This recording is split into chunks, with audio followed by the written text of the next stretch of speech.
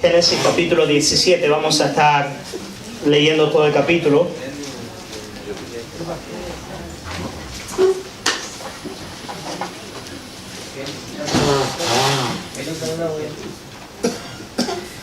Génesis capítulo 17, capítulo entero, dice así la palabra del Señor.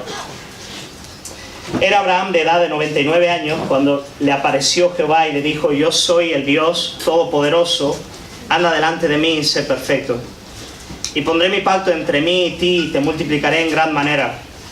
Entonces Abraham se postró sobre su rostro y Dios habló con él diciendo: he aquí mi pacto es contigo y serás padre de muchedumbre de gentes.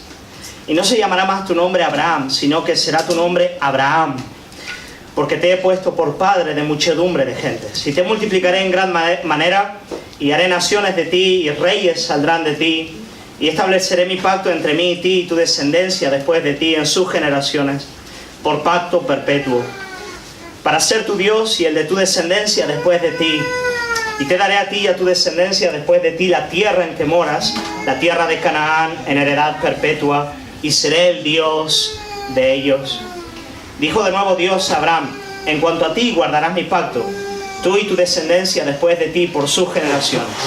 Este es mi pacto, o la señal del pacto, que guardaréis entre mí y vosotros y tu descendencia después de ti. Será circuncidado todo varón de entre vosotros. Circuncidaréis, pues, la carne de vuestro prepucio y será por señal del pacto entre mí y vosotros. Y de edad de 8 días será circuncidado todo varón entre vosotros por vuestras generaciones, el nacido en casa y el comprado por dinero, a cualquier extranjero que no fuere de tu linaje. Debe de ser circuncidado el nacido en tu casa y el comprado por tu dinero, y estará mi pacto en vuestra carne por pacto perpetuo. Y el varón incircunciso, el que no hubiere circuncidado la carne de su prepucio, aquella persona será cortada de su pueblo, ha violado mi pacto. Dijo también Dios a Abraham: a Sarai tu mujer no la llamarás Sarai, mas Sara será su nombre. Y la bendeciré y también te daré de ella hijo. Sí, la bendeciré y vendrá a ser madre de naciones. Reyes de pueblos vendrán de ella. Entonces Abraham se postró sobre su rostro y se rió.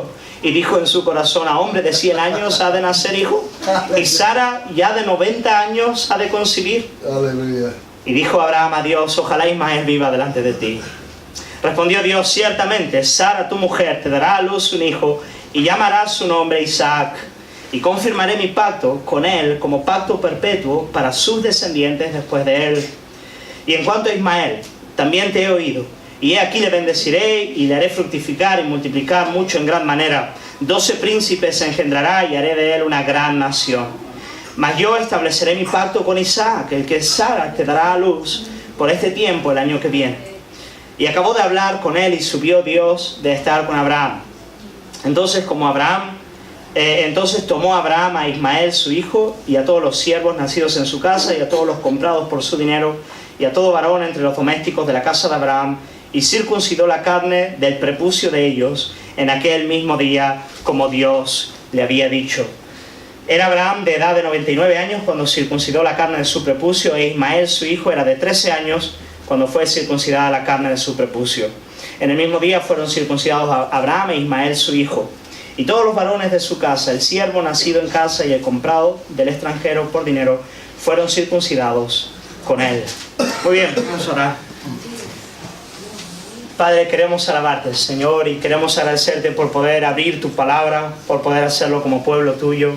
Señor, solo hay una explicación para que podamos amar tu ley, y es tu obra en nuestras vidas. Y Señor, yo quiero queremos rogarte, Señor, en esta mañana, que tú vengas con tu poder. Ven con tu Espíritu Santo a este lugar, Padre. Te lo pedimos, Señor. Te necesitamos, Señor, que tú una vez más nos des ojos que vean, Señor. Abre nuestros ojos para que podamos mirar las maravillas de tu ley, Señor. Inclina nuestros corazones a ti en esta mañana, Padre, y que tu palabra pueda penetrar y pueda dar fruto que glorifique tu nombre. Padre, en tus manos estamos, Señor, y de ti dependemos todos los días, el tiempo entero, Señor. Visítanos hoy, de manera especial a aquellos que no te conocen, Padre.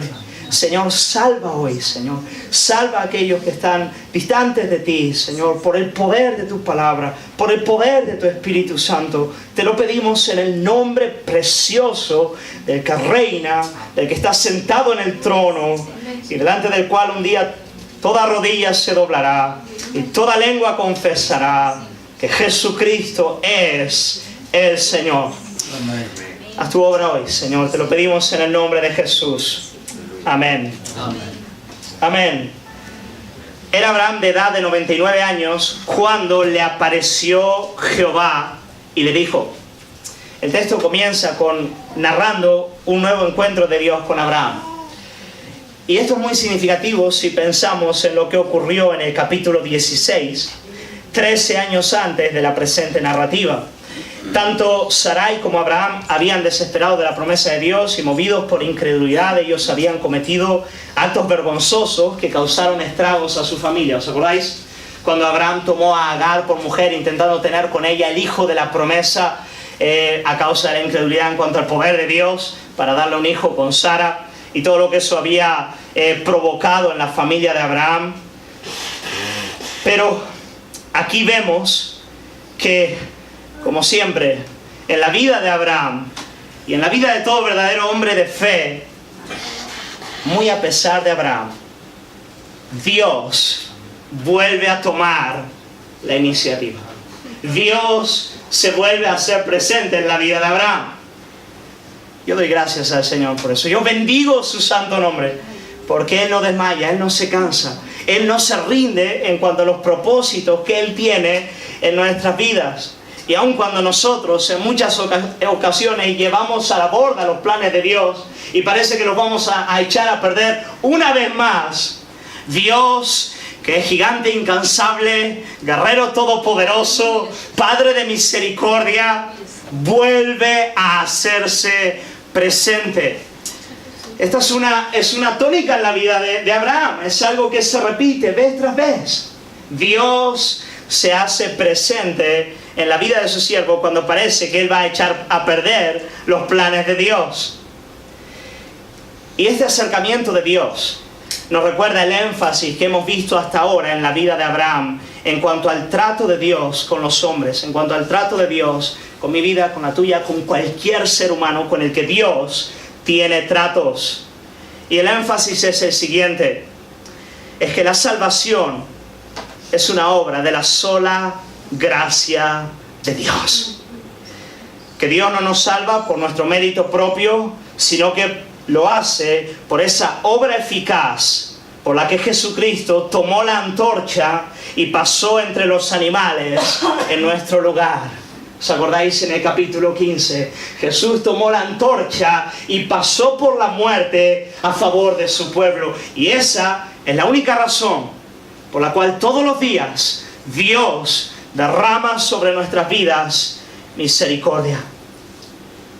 El verdadero creyente, aquel que ha conocido el Evangelio, sabe que al final del día, la única razón por la que puede estar seguro, por la que sabe que llegará al final en su travesía, no es su propia fuerza o perseverancia o entrega, sino la sola y todopoderosa gracia de Dios.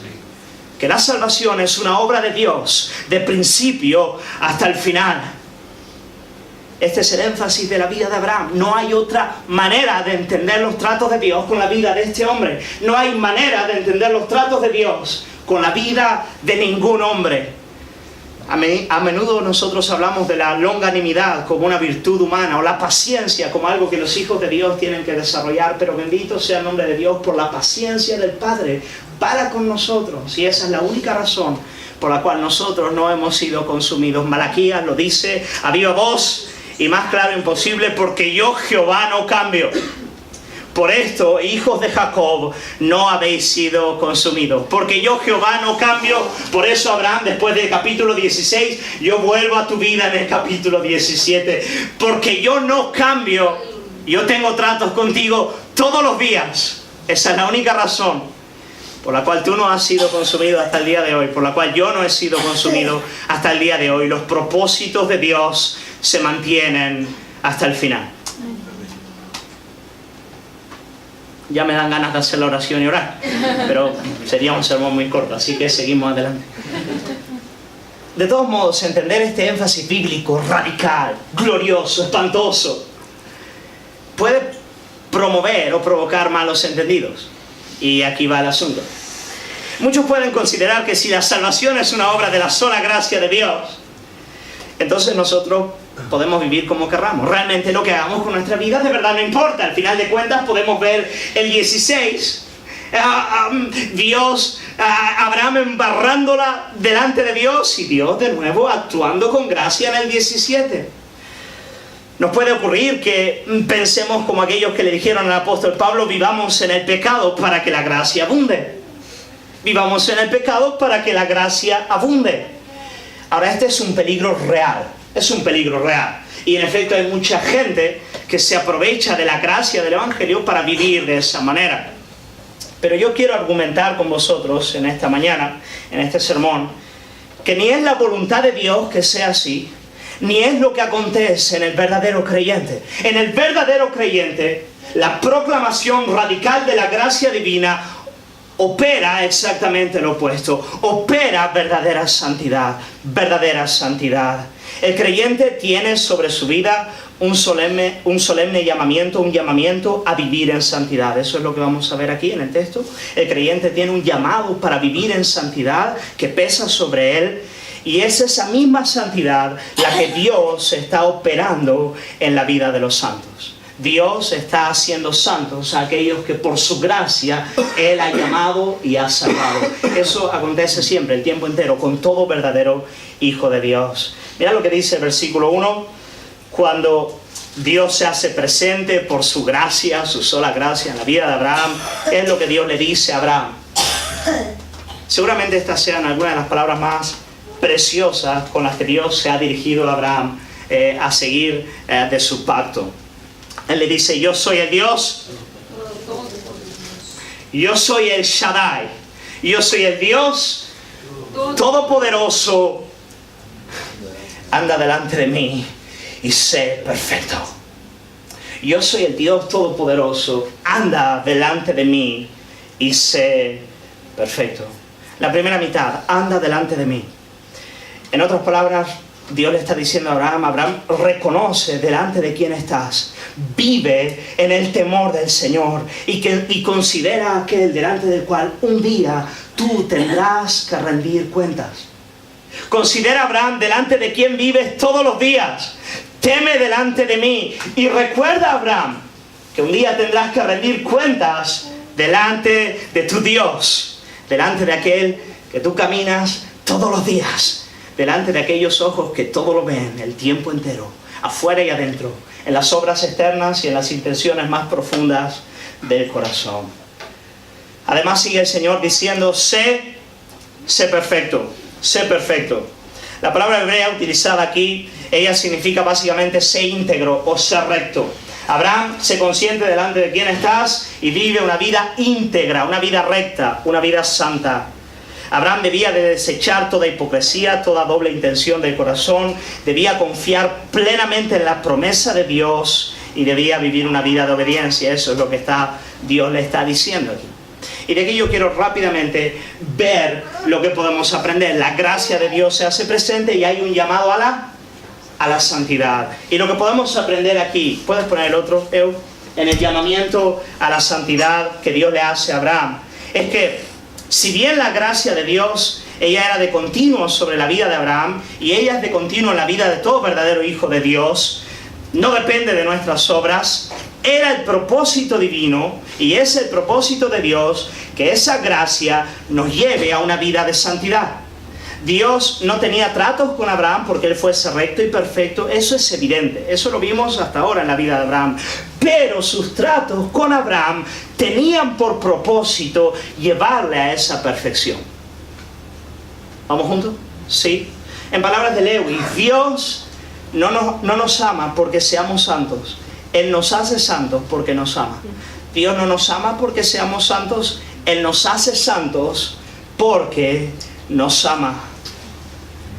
Si alguno tiene dudas en cuanto a si el Evangelio tiene demandas tan altas para el creyente como la que vemos ahora sobre la vida de Abraham, Os puedo leer algunos textos que muestran que el Evangelio nos llama a una santidad radical, como también ocurría en la vida de Abraham. Por ejemplo, en Mateo capítulo 5, versículo 48, Jesús le dice a sus discípulos: sed perfectos, como vuestro Padre que está en los cielos es perfecto. En el contexto, Jesús está hablando de amar a los enemigos. De eso está hablando. Él está diciendo: tú tienes que ser tan perfecto y dar a conocer de tal manera la gloria del carácter del Padre, que tú tienes que amar a tus enemigos. En 1 de Pedro, capítulo 1, versículo 15, se nos dice el apóstol Pedro, dice: sino como aquel que os llamó es santo, sed también vosotros santos en toda vuestra manera de vivir. Porque está escrito: sed santos, porque yo soy santo. Esto es lo que Dios demanda en la vida del creyente. Esta es la palabra del Señor para ti. Esta es la palabra del Señor para mí. Hebreos 12:14 es tajante en cuanto a este asunto. Y dice: seguid la paz con todos y la santidad, sin la cual nadie verá a Dios. O sea, si alguien no está viviendo en santidad, si alguien no avanza en la dirección de la santidad, esa persona no va a ver a Dios. Eso es radical. Repito, y sin temor lo hago, porque esto es bien importante. Venid conmigo. Si bien la santidad no es requisito previo para la gracia, ella debe de acompañarla. Ella es un fruto necesario de la salvación. Cuando tú ves a una persona que te dice que conoce a Jesús, que te dice que ama al Señor, que te dice que ha sido salva por la gracia de Jesucristo, pero tú ves que su vida no avanza en la senda de la santidad, tú sabes, está mintiendo. Puede que se esté autoengañando, pero no es una salvación genuina la que estás viendo delante de ti. Si no hay un cambio de vida, si la gracia no opera santidad, no es verdadera gracia. La gracia de Dios avanza hasta el final. Ella avanza de la salvación a la salvación plena. Ella nos lleva a una salvación completa. Somos redimidos, somos arrancados del infierno y somos hechos conforme a la imagen de Cristo. Esa es la salvación completa que Cristo vino a conquistar para nosotros, y que la gracia, en efecto, opera en nuestras vidas. Déjame leeros lo que dice una comentarista, se llama Joyce Baldwin. Ella dice: para Abraham la santidad debe ser una parte integral de su vida, como alguien a quien Dios ha llamado, elegido y justificado. El Evangelio de la salvación por fe no pone en peligro una vida correcta. Al contrario, activa la conciencia liberada del temor mediante el perdón y ofrece una nueva directiva para vivir adecuadamente. Así que si tú conoces a Jesús, si tú has tenido una experiencia con la gracia del Evangelio, tu vida debe de estar avanzando en la dirección de la santidad.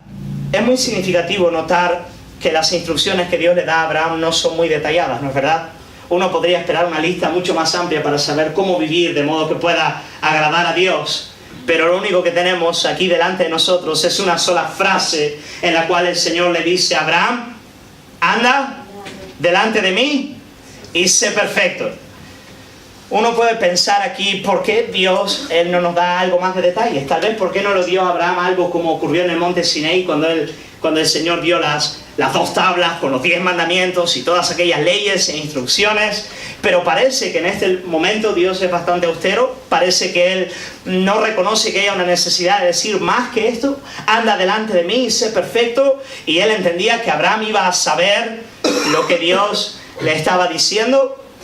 Y estaba pensando, ¿por qué es así? ¿Por qué el Señor actuó de esa manera? ¿Por qué le dio una orden nada más? No le dio detalles, no le dijo qué tiene que hacer por la mañana, cuántas horas tiene que orar, leer la Biblia, qué debe de hacer, qué no debe de hacer. Anda delante de mí y sé perfecto. Y yo creo que hay por lo menos 2 razones por las cuales el Señor no le da una lista detallada, en este caso a Abraham, y por la cual Dios no nos tiene que dar una lista detallada ni siquiera a nosotros en cuanto a cómo debemos de vivir. La primera de ellas, la primera razón por la cual creo que Dios actúa de esta manera, es la siguiente. Creo que vais conmigo en esto. El problema del hombre, él no reside tanto en saber cómo debe de vivir, sino cómo puede hacerlo. ¿Sí o no? O sea, nuestro problema, humanamente hablando, no es tanto que nos enseñen o que nos digan qué es lo correcto o qué es lo incorrecto. El problema es dónde hay poder para hacerlo. ¿A dónde puedo acudir para tener fuerzas para actuar como debo de actuar? Por cierto, Dios ha dado un regalo muy incómodo al hombre, y aunque él intente apagarlo de una y otra manera, siempre sigue la pequeña llama de la conciencia que le avisa que hay un Dios en el cielo, delante del cual un día tendrá que rendir cuentas, y delante del cual ningún día da la talla. Realmente nosotros sabemos, en un sentido, podemos decir, sabemos cómo debemos de vivir. El problema es que no lo hacemos. Y el problema es peor todavía. Es que cuando intentamos de verdad, nos damos cuenta de que no somos capaces de hacerlo. Es interesante, hoy en día, en la cultura en la que nosotros estamos, que es una cultura relativista, se entiende que el asunto del bien y del mal es algo que las sociedades se inventan, o una construcción social, algo que la sociedad decide cómo funciona. Y cada sociedad en el planeta tiene una moral diferente. Entienden que algo es bueno y algo es malo, y otros entienden que no es así, que en realidad esto no es malo, es bueno. Que realmente el bien y el mal no existen en sí, es algo que nosotros construimos. Pero C.S. Lewis, él dice, es bien interesante darse cuenta cómo en las diferentes culturas de la tierra, en las distintas religiones, cómo en realidad el concepto moral de lo que es bueno y lo que es malo es increíblemente similar. O sea, los seres humanos estamos bastante de acuerdo en cuanto a cómo debemos de vivir. El problema es que sencillamente no lo hacemos y no encontramos fuerza para hacerlo. Yo puedo saber que mi carácter iracundo está destruyendo mi relación con mis hijos, o que el vicio de la pornografía está echando a perder mi matrimonio, o que el amor al dinero me está dejando más solo que la una, o que el chismerío está destruyendo las amistades más profundas que tengo. El problema es cómo puedo abandonar esas cosas, cómo puedo dejarlas de verdad. Yo puedo saber que debo de amar a mi prójimo, que soy llamado a perdonar, que soy llamado a servir. La pregunta es, ¿cómo narices venzo esa pereza que me domina el sábado por la noche cuando no quiero quitar mi pompis del sofá? Ahí está la guerra. Yo sé lo que tengo que hacer. Pero ¿dónde está el manantial? ¿Dónde está la fuente? ¿Dónde está aquel lugar que tiene suficiente poder para cambiar mi duro corazón? Ay, Señor, danos luz.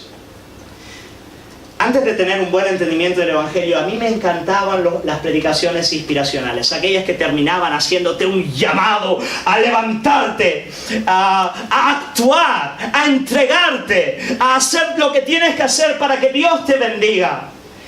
Y yo que tenía un concepto tan erróneo de mi propia personita, me levantaba el primero. Iba corriendo al altar diciendo, heme aquí, Señor, aquí estoy, hazlo con mi vida. Y yo creo que mis motivaciones no eran malas. De verdad, yo no pensaba que había un mogollón de orgullo detrás de eso.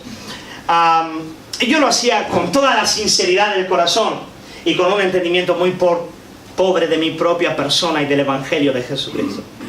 Cuando el Señor me enseñó un poquito más, porque todavía estamos en el proceso en este sentido, un poquito más de quién de verdad soy. Cuando alguien hacía una predicación de este calibre, yo terminaba diciendo, muéstrame la fuente. Está bien, genial, tú me llamas a eso, fantástico, pero ¿dónde está el poder? ¿Cómo puedo yo vivir de esa manera? Y paradójicamente, aunque pareciera mucho más débil, mi condición en ese momento era mucho más fuerte, porque estaba entendiendo que yo no podía y que dependía de la gracia divina. Por lo tanto, en primer lugar, y aquí ya creo que me he perdido, bueno, en primer lugar, el Señor no le da muchos detalles a Abraham, porque nuestro verdadero problema no es saber cómo debemos de vivir, nuestro verdadero problema es saber cómo podemos vivir de esa forma. Voy a volver un poquito más adelante a ese punto. Pero en segundo lugar, el hecho de que Dios solo le diga a Abraham, anda delante de mí y sé perfecto, creo que nos dice algo en cuanto a la verdadera, a qué es la santidad en la vida cristiana, qué es ser santos de verdad. Nosotros muchas veces pensamos en la santidad en términos de una lista, Y hay cosas que debemos de hacer y cosas que no debemos de hacer. Y si yo estoy cumpliendo la lista, como ahora a mi hija Rebeca le encanta hacer listas por la mañana de lo que va a hacer en el día. Es una pasada ver una lista de una niña de 4 años de sus actividades diarias. Y luego cuando va cumpliendo la actividad la raya. Va rayando. Tomar el desayuno. ¡Pum! Después, siguiente. Cambiarme, ¿no? Quitar el pijama y poner la ropa del día. ¡Pum! ¿No? Se lleva marcando su lista. A veces nosotros pensamos en esos términos y nos damos por satisfechos con eso. Mira, si yo logro obedecer a unos determinados mandamientos, entonces yo tengo lo que Dios quiere para mi vida, pero nos damos cuenta de que en realidad en el llamado de Dios a Abraham, la santidad se ve como algo mucho más extraordinario. Dios le dice a Abraham, anda delante de mí en integridad de corazón, con una vida de verdad recta. La santidad que Dios demanda de nosotros es mucho más que normas y reglas. Es una santidad de un corazón que descansa en Dios, que le cree a Dios, que confía en sus promesas y que camina a diario delante de Él. Es mucho más. Yo le creo a Dios, yo descanso en sus promesas y yo vivo corandeo, yo vivo delante de Dios, yo vivo una vida delante de Dios. Lo voy a decir de esta manera, la santidad que Dios demanda de nosotros es comunión con Dios. Verdadera comunión con Dios. Dios presente, Dios con nosotros. Eso es lo que Él le está diciendo. Dios le está diciendo a Abraham, vive Abraham conforme a la promesa que has recibido, conforme a la promesa que has recibido, vive honestamente, confiando en mi amor para contigo. Eso es lo que Dios le está diciendo. Eso es lo que el Señor demanda de ti. Eso es lo que Dios quiere de ti. Eso es lo que Dios quiere de mí. Hay un antiguo himno en inglés que tiene una pequeña frase que dice, confiar y obedecer. No hay otro camino de ser feliz en Jesús, sino confiar y obedecer. Confiar y obedecer. No hay otro camino de ser feliz en Jesús, sino confiar y obedecer. Muy bien. Eso es lo que Dios demanda de ti, eso es lo que Él quiere de mí. Y eso es bastante más difícil que cumplir una lista, en realidad. O sea, si hubiese una lista que tuviésemos que cumplir sería mucho más fácil, pero esto es mucho más que una lista. Esto es una actitud del corazón. Y ahora quiero volver al asunto de la fuente. La pregunta que quiero responder es cómo Abraham podía responder a este llamado de santidad. Cómo Abraham podía vivir una vida íntegra delante de Dios, caminando en su presencia, obedeciéndole, creyéndole. Pues me llama la atención que lo primero que el Señor le diga, antes inclusive de darle el mandamiento, sea lo siguiente, yo soy el Dios Todopoderoso. Fíjate, lo primero, antes de llamarle a vivir en santidad, ¿qué es lo que Dios le dice a Abraham? Yo soy el Dios Todopoderoso. ¿Por qué lo hace? ¿Por qué pensáis que antes de llamarla a vivir en santidad, Dios le dice a Abraham, yo soy el Dios Todopoderoso? Porque Dios quería que Abraham se apoyase ¿en quién para vivir esa clase de vida? En Dios. Eso es. Dios le demanda una vida de santidad apoyada en el poder de Dios. Abraham, yo soy el Dios Todopoderoso. Anda delante de mí con integridad, con rectitud de corazón. Eso es lo que está pasando.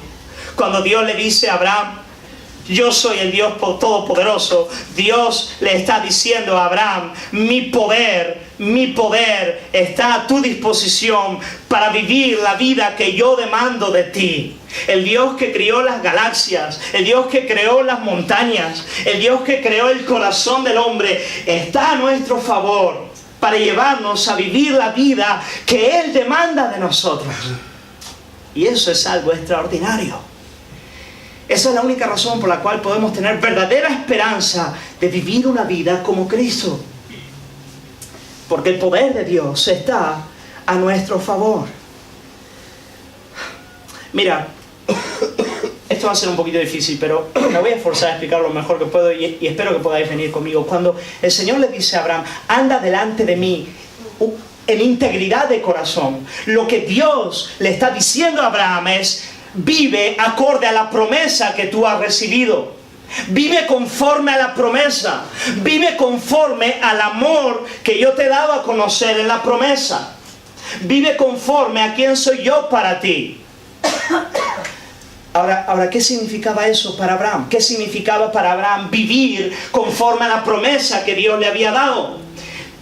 Eso significaba para Abraham que él tenía que vivir como un hombre de 100 años que tendría un hijo con una mujer de 90. ¡Es una locura! Cuando Dios le dice a Abraham, no os imaginéis lo que es eso, por favor. O sea, en la práctica no lleváis la mente más allá, no hace falta. Pero él tenía que vivir en la firme fe de que siendo un viejito casi muerto, iba a tener un hijo con una viejita de 90 años. Claro, cuando Dios le dijo eso a Abraham, Abraham hizo lo que creo que casi cualquiera haría. Él se rió. Él se rió, no sé por qué, pero... Bueno, yo creo que sí. Creo que sé por qué Abraham se rió. Yo creo que hay dos razones por las que él se rió. En primer lugar, porque era bastante absurdo. O sea, era muy gracioso lo que Dios le había prometido. Dios le había dicho, vas a ser un viejito, vas a tener un hijo con una mujer de 90 años. Pero él también se rió porque era algo absolutamente extraordinario, algo que estaba mucho más allá de sus fuerzas naturales y algo que estaba muchísimo más allá de las fuerzas naturales de su mujer. Pero Dios le dijo, esa es la vida que vas a vivir, eso es lo que tú vas a hacer. Y él se miraba y decía, madre mía, que Ismael viva delante de ti, Señor. Sí, al que tuve cuando todavía era bastante más joven, que él viva delante de ti, porque esto es imposible. Pero ¿sabes? Cuando Dios nos llama a vivir en santidad, ocurre más o menos lo mismo. Cuando Dios nos llama a vivir la vida de Dios, Él nos está llamando a ser viejitos que engendren hijos. Él nos está llamando a ser personas de 100 años que den a luz, o de 90 que den a luz. Dios, si lo vemos de verdad, ¿sabes cuál es el problema? Escúchame, es que tenemos un concepto erróneo de nosotros mismos. Por eso no nos damos cuenta de la gravedad de las demandas de Dios. Y pensamos, Dios no lo dice, lo voy a hacer. Cuando lo primero que tendría que ocurrir delante de las demandas de Dios sería reír, ¿no? Caer de rodillas y decir, que Ismael viva delante de ti, Señor. ¿Sabéis? Cuando Dios nos llama a amar al prójimo, cuando el Señor nos llama a vivir una vida, a perdonar, a servir, a vivir hacia afuera, a amar a nuestros vecinos, cuando Él nos llama a tener un amor por el prójimo como a nosotros mismos, a amar a Dios sobre todas las cosas, Él nos está llamando a eso, a ser personas de 100 años que van a tener que van a tener un hijo, algo imposible. Y Él lo hace precisamente para que esperemos en el poder de Dios. Para que delante de las demandas divinas lo primero que ocurra en nuestros corazones es que caigan de rodillas, lloren, digan, Señor, yo necesito tu gracia, opera en mí. Y cuando eso ocurre, el poder de Dios se hace presente en nuestras vidas. El poder de Dios se hace presente en nuestras vidas. La Escritura es clara al afirmar que es el poder de Dios el que nos lleva a vivir la vida de Dios, la vida que Dios demanda de nosotros. Es el poder de Dios el que nos lleva a vivir la vida que Dios demanda de nosotros. Si un hombre vivió una vida santa y recta delante de Dios, ese fue el apóstol Pablo. Pablo, él alcanzó alturas muy grandes en cuanto a la santidad, y cuando él da testimonio de la obra de Dios en su vida y de lo que él hizo en 1 Corintios capítulo 15 versículo 10, él dice, pero la gracia de Dios, por la gracia de Dios soy lo que soy. Por la gracia de Dios soy lo que soy. Y su gracia no ha sido en vano para conmigo, sino que yo he trabajado más que todos los demás. ¿Quién ha trabajado? ¿Quién trabajó? Yo he trabajado más que todos los demás. Pablo trabajó. Yo he hecho más que todos los apóstoles. Yo he hecho muchísimo más. Pablo es el que trabaja. La gracia no anula la labor de Pablo. Pablo trabaja. Yo he trabajado más que todos los demás. Pero al final del día él termina diciendo, pero no yo, sino la gracia de Dios conmigo. Yo he trabajado, pero no yo, sino la gracia de Dios conmigo. Es el poder de Dios operando en la vida del penitente, operando en la vida del que se postra, se ríe y dice, Señor, esto es un absurdo, lo que me estás pidiendo, yo dependo de tu gracia y de tu poder. tal vez uno de los textos bíblicos más extraordinarios que nos muestra que es el poder de Dios el que opera en nuestras vidas es Hebreos capítulo 13, versículo 20 y versículo 21, donde dice: y el Dios de paz, que resucitó de los muertos a nuestro Señor Jesucristo, el gran pastor de las ovejas, por la sangre del pacto eterno, os haga aptos en toda obra buena, para que hagáis su voluntad, haciendo Él en vosotros lo que es agradable delante de Él, por Jesucristo, al cual sea la gloria por los siglos de los siglos. Amén. Para que vosotros hagáis su voluntad. ¿Quién la hace, hermano? Sí, yo la hago. Yo me muevo. Yo muevo los músculos. Yo me despierto. Yo mortifico la carne. Yo actúo. Yo voy. Pero mientras lo estoy haciendo, y en mí hacerlo, ¿quién lo está haciendo? Dios en mí. De modo que al final de hacerlo, digo: a quien sea toda la gloria, al Señor y solo al Señor. Podemos creerle a Dios, podemos vivir en santidad, porque el poder de Dios está operando eficazmente en nuestras vidas. El cristianismo es un milagro tan grande que solo se puede explicar en términos de un poder extraordinario, del poder que creó los cielos y la tierra, operando en la vida de un hombre, operando en la vida de una mujer. Fijaos qué interesante. El Señor, Él llama a Abraham a vivir en santidad, pero le dice a Abraham: hazlo apoyándote en que yo soy el Dios todopoderoso. Yo soy el que va a hacer lo que tú eres completamente incapaz de hacer en tu vida. Pero en el texto hay dos cosas más, en las cuales voy a ir un poquito más rápido, pero hay dos cosas más que el Señor hace aquí con Abraham. La siguiente es que Dios le da a Abraham una nueva identidad. Una nueva identidad. En los versículos 2 al 8, lo tenéis ahí, en la Biblia abierta, podéis ir mirando lo que voy diciendo. En los versículos 2 al 8, Dios le recuerda a Abraham su promesa. Dios le recuerda a Abraham su promesa. Dios reestablece su pacto con Abraham. Fijaos qué interesante. Dios está llamando a Abraham a vivir en santidad, apoyado en el poder de Dios y recordando el pacto de Dios. Eso es lo que Dios siempre hace. Dios nos llama a vivir en santidad y nos dice: recuerda mi obra en la cruz por ti, recuerda mi poder a tu favor. Eso es lo que está pasando. No hay nada demasiado nuevo en este restablecer el pacto. En realidad es el mismo pacto. Hay algunos detalles interesantes a los que no voy a entrar, pero sí hay algo diferente de esta vez, y es que Dios le da a Abraham un nuevo nombre. Dios le dice: ahora no te vas a llamar más Abraham, te vas a llamar Abraham. Abraham significa padre enaltecido. Abraham significa padre de una muchedumbre, padre de muchísima gente. Ese va a ser tu nombre. Ahora, es importante esto porque los nombres en la Biblia, ellos tienen un significado muy importante. Ellos muestran la identidad de la persona. ¿Quién es esa persona? ¿Quién es esa persona? Dios estaba dándole un nombre a Abraham que era conforme al pacto. El pacto iba a establecer la identidad de Abraham. ¿Quién era Abraham? El pacto de Dios con él iba a decir quién era él. Tú te vas a llamar con un nuevo nombre. Un nombre que todos los días te va a recordar mis promesas sobre tu vida. Eso es lo que le está haciendo. Te voy a dar un nombre que te va a recordar todos los días quién eres. Mi promesa sobre ti. Ahora, a partir de aquel momento, algo muy interesante iba a acontecer. Algo muy interesante iba a acontecer. Fijaos, ¿Abraham había tenido el hijo de la promesa ya? ¿Sí o no? Todavía no ha nacido Isaac, ¿no es verdad? Pero a partir de ese momento, ¿Abraham era un padre de una muchedumbre? No, todavía no tenía ni siquiera el hijo de la promesa. Pero a partir de ese momento, Abraham sería llamado con un nombre que declararía suyo lo que él todavía no tenía.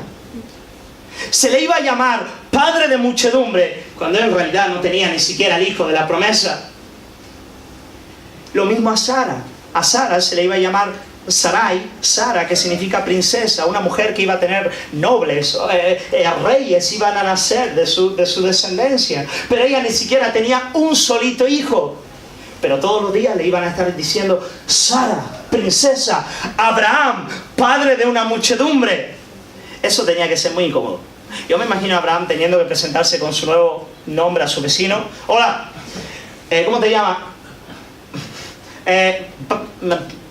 Padre de una muchedumbre. Ah.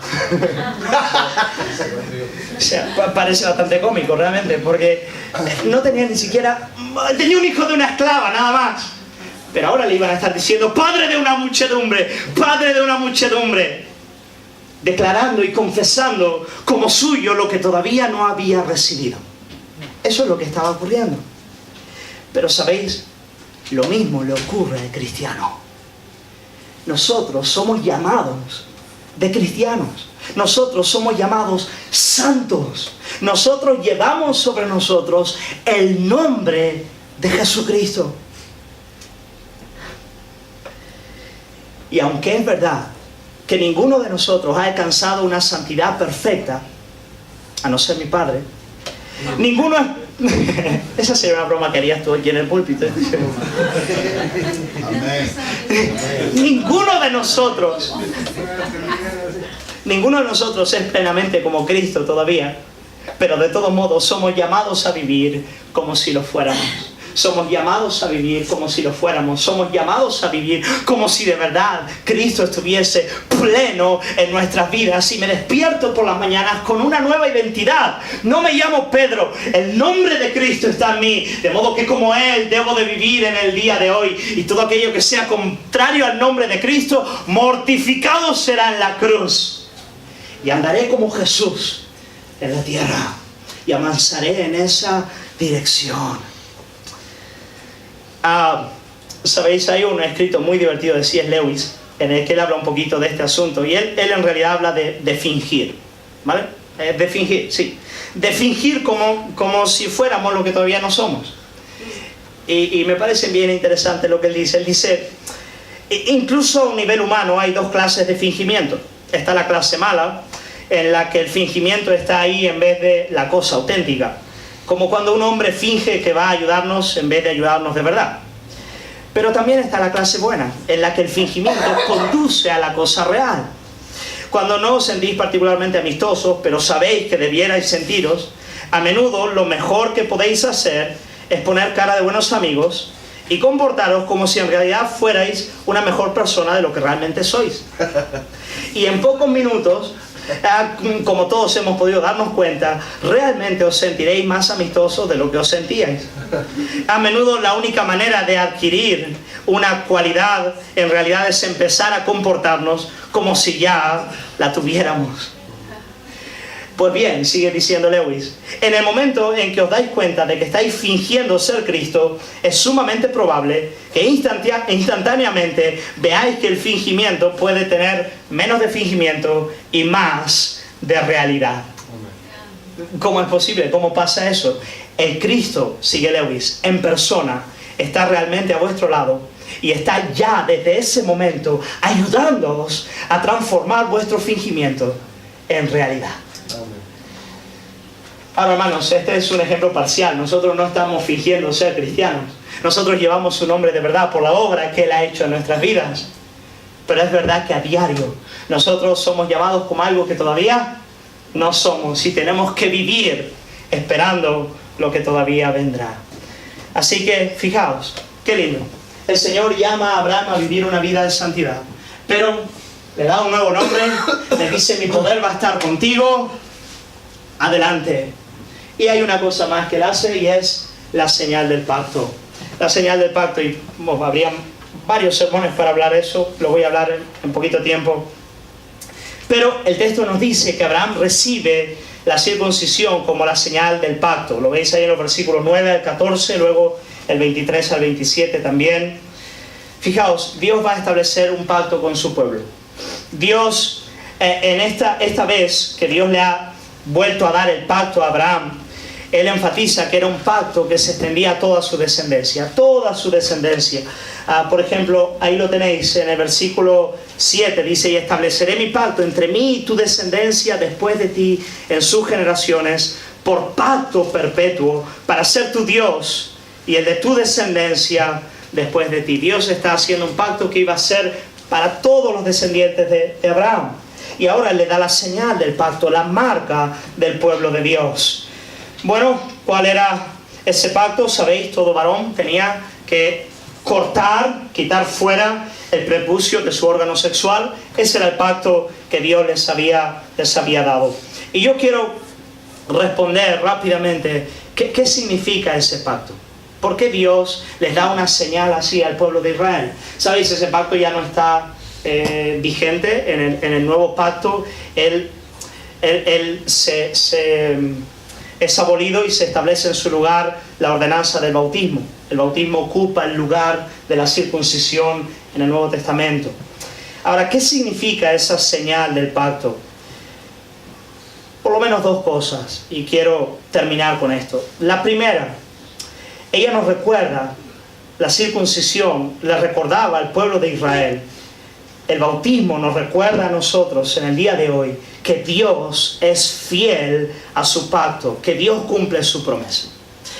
Los varones tenían una señal en su cuerpo y siempre la llevaban con ellos, una señal inconmovible de que Dios cumplía su promesa. Cuando yo recuerdo mi bautismo, cuando yo me acerco a la mesa del Señor, como lo vamos a hacer en esta mañana, yo estoy recordando que Dios es fiel, que Dios cumple su palabra, que a causa de lo que Él me ha dicho, a causa de la obra de la cruz, Él cumplirá su propósito en mí, por la sola obra de Cristo. Esta es la señal de que Dios es fiel a su palabra, de que Él cumple su pacto. Recordamos, los creyentes, que Jesús murió y resucitó de entre los muertos, y que Él es fiel para cumplir en nuestras vidas lo que ha prometido. Eso es lo que el pueblo de Israel recordaba también cuando ellos veían el pacto de la circuncisión. Pero hay algo más, y es que la circuncisión, ella apunta además a que el pueblo de Israel, ahora la iglesia, era un pueblo separado para Dios, que eran su posesión. Él es nuestro Dios, nosotros somos su pueblo. La circuncisión, ella demarcaba al pueblo de Dios. Este es un pueblo para mí, un pueblo para mí. De modo que era un pueblo especial, separado para ser un pueblo santo, para ser un pueblo que anda delante de Dios y es perfecto. ¿Lo veis? Eso es lo que significa. Tanto es así que Moisés y los profetas, ellos se dieron cuenta que la circuncisión, ella nos hablaba de una metáfora, de algo que debería ocurrir mucho más profundo que en el cuerpo, algo que tenía que llegar hasta el corazón. Fijaos, ellos llegan a hablar, el Antiguo Testamento cuando sigue hablando de la circuncisión, ella llega al punto a decirnos, esta circuncisión, este acto externo por el que se arranca el prepucio, nos habla de algo que tiene que ocurrir en el corazón de los hombres. Y Moisés entonces le advierte al pueblo de Dios que no vivía conforme a Dios. Les dice, solamente de tus padres se agradó Jehová para amarlos y escogió su descendencia después de ellos, a vosotros, entre todos los pueblos en este día. Y les advierte, circuncidad pues el prepucio de vuestro corazón. Un pueblo de Dios circuncidado externamente, pero que no estaba viviendo conforme a las demandas de Dios. ¿Qué es lo que Dios les dice? Circuncidad el prepucio ¿de dónde? De vuestro corazón. Y no endurezcáis más vuestra cerviz. Pero como el pueblo de Dios era incapaz de hacerlo, porque ninguno de nosotros es capaz de circuncidar el corazón, Moisés en Deuteronomio 36 les da una gran esperanza y les dice que llegaría un día en el que circuncidará Jehová tu Dios tu corazón y el corazón de tu descendencia, para que ames a Jehová tu Dios con todo tu corazón y con toda tu alma, a fin de que vivas.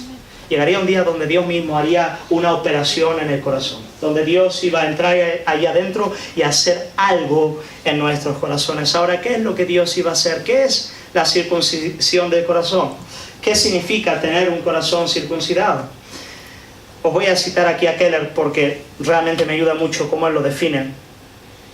Él define de la siguiente manera un corazón circuncidado. Él dice, un corazón circuncidado es lo siguiente, es cuando lo que tú debes hacer y lo que quieres hacer son una misma cosa.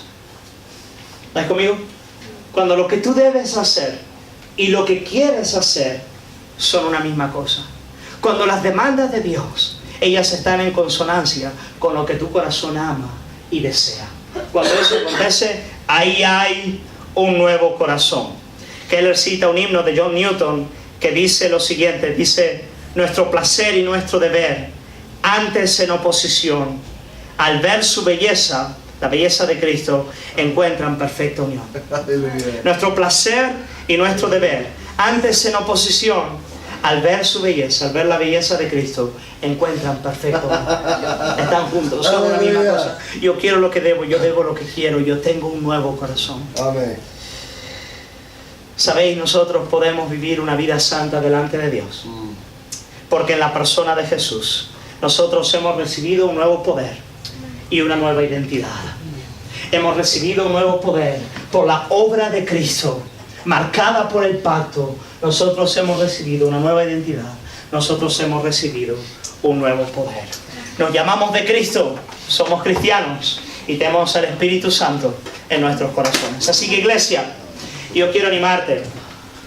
Siempre que tú leas en la Biblia una demanda del Señor, recuerda, lo primero que haces es humillarte delante del Señor y decir: me estás pidiendo que engendre hijos cuando tengo 100 años. No puedo.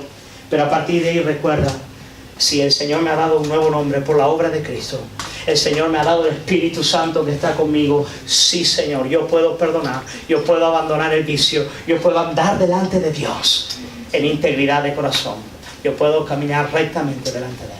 Vamos a orar, vamos a pedirle al Señor que esto sea real en esta iglesia, en nuestras vidas, en tu vida, en la vida de su pueblo. Padre, queremos darte gracias por tu palabra. Queremos darte gracias, Señor, porque...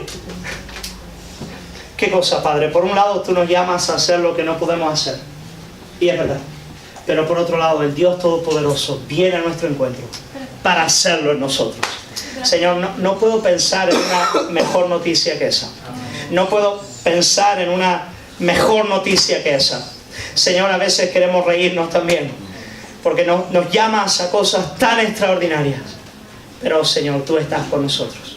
Tú estás con nosotros. Tu poder, tu gracia, tu nombre a nuestro favor. Yo quiero pedirte, Señor, que tú sacudas a tu pueblo hoy. Padre, si hay personas en este lugar que no están viviendo en santidad, que no están viviendo una vida recta delante de ti, yo quiero clamar, Señor, que hoy el trato tuyo con Abraham también sea un trato con ellos, Padre. Y que hoy, Señor, por un lado tú les derribes, Señor, y por otro lado en tu poder les levantes para poder vivir una vida recta delante de ti. Señor, te alabamos por tu palabra y te agradecemos en el nombre de Cristo Jesús. Amén. Amén.